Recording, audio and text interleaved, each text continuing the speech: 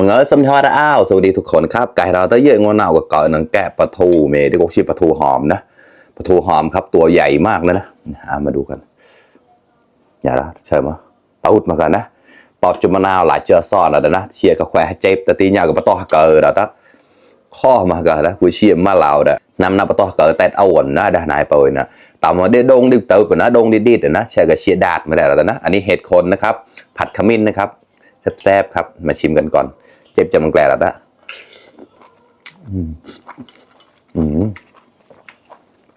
หวานดาดมากันแล้วกว่าคุณเชียร์เปิลกันมาจอดเราเยอะมันแกล้วุ้ยเชียร์ที่ผ่านเดินหลายเดินแชร์กับมุมมอเต้าเราแต่นะยังมีอะไรปลื้มเปิลมันก็ซัมพอร์ตก็ตั้งตัวผมไม่โลนะไก่สดแฝงเจ็บยังนุ่ง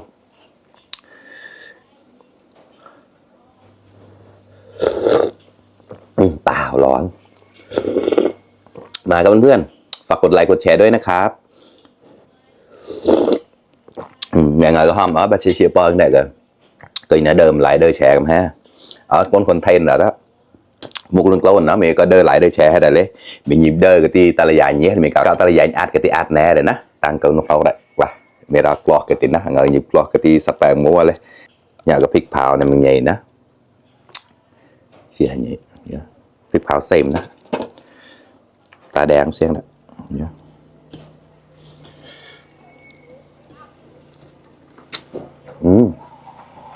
หอมเราเปิดไปแล้ว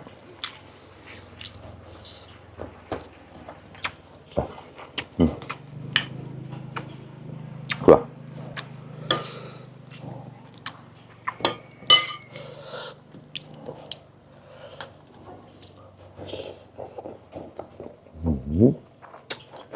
อร่อยปลอด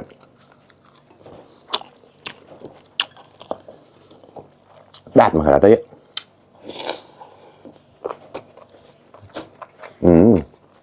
ก็จุดทำนามาเลยจอดแบบนั้นนะนี่เก็บเพี้ยนี่ตามมึงคือเชี่ยคอนะไปดูอ่อน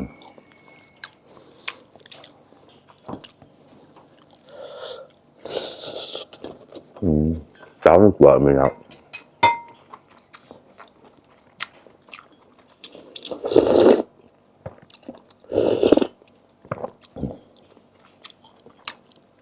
จุดเชี่ยแขวเจ็บก็วูเชี่ยเปิ้ลก็มันจอดเราแต่เยอะกว่าใครที่ยังไม่ได้กินข้าวมากินข้าวด้วยกันนะครับร้อนอากาศก็ร้อนกับข้าวก็ร้อนวันนี้เพิ่งแฝงเลยตาโง่แล้วตาแล้วท่าซึ่งตัวตาไอ้เนี่ยเราได้สแลคงอยู่นะส่วนทางเจ้าก็เจ้าเนี่ยตาอีเจ็บเลยปลาทูหอมเนี่ยปลาทูหอมนั่นที่ปอมปลาทูเค็มซึ่งมันได้เดี๋ยวผมไปเดินเจอไปแล้วนะเชี่ยโคข้ออะไรนะเนี่ยกว่าปัจจุบันนาตาที่เด็กกับดอกเพียอย่างนี้นะ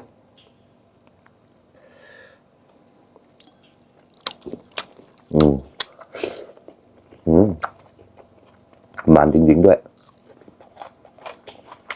ก็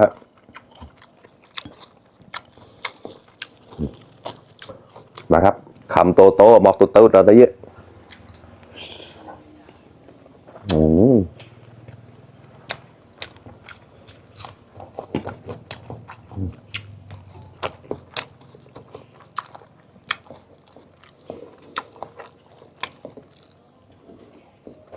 ข้อมันก็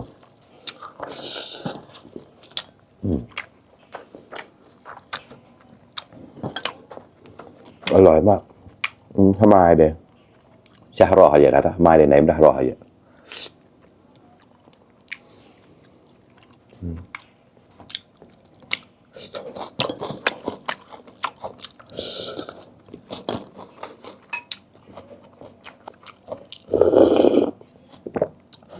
กูเจ็บเล็กข้อมันก็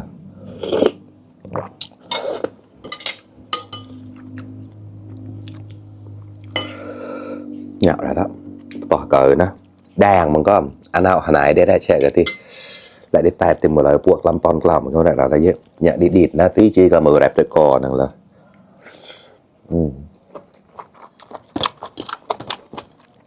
ดาดมากครับหวานมากครับเห็ดคนกว่าแล้วกว่าคำโตมองโตเราได้เยอะ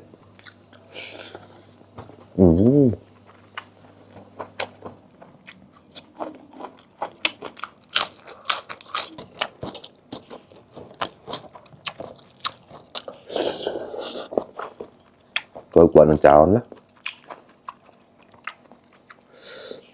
Sala không này là đã đọc cái tàu này thì hầm bập bùi làm xiềng bữa nay qua sẽ chào thì chỉ cái màu đây đi chia vậy đi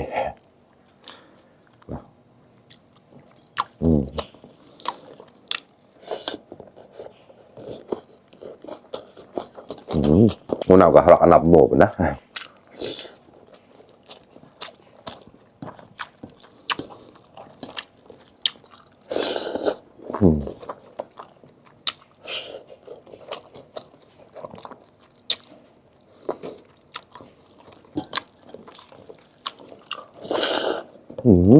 chịu bông mới phải đó nhỏ kẻ này khó hết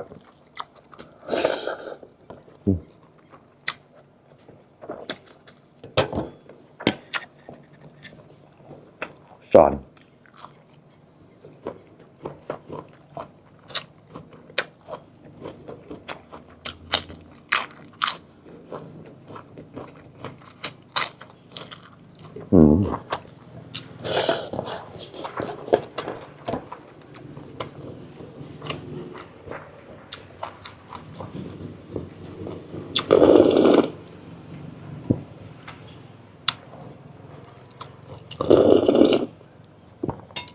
เจ็บเด็กแล้วเขารอก็ต่อการอีกแล้ว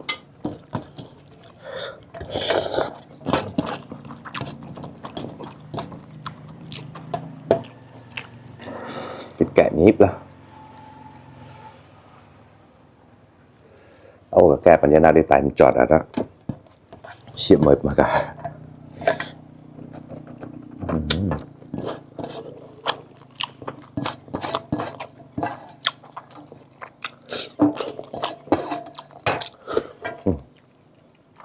ตา